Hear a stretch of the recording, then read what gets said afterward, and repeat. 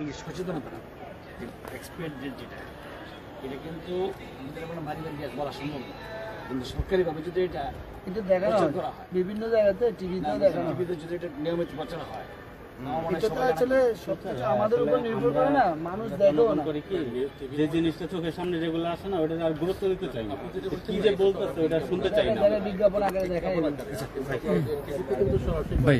যদি গ্যাস সিলিন্ডারের আগুন নির্বাপন বা গ্যাস সিলিন্ডারের আগুন থেকে নিরাপদ থাকতে চাই, সেক্ষেত্রে নিরাপদভাবে গ্যাস সিলিন্ডারকে ব্যবহার করতে হবে।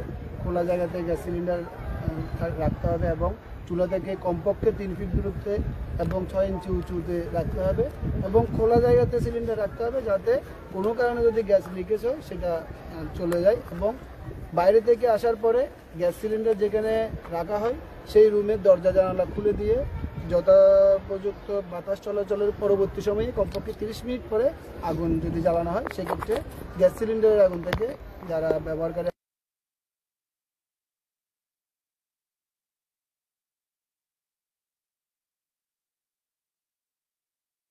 এই সকল জিনিসপত্র সরাই ফেলতে হবে। ইভেন কোনো ধরনের মোবাইল ফোন পর্যন্ত এখানে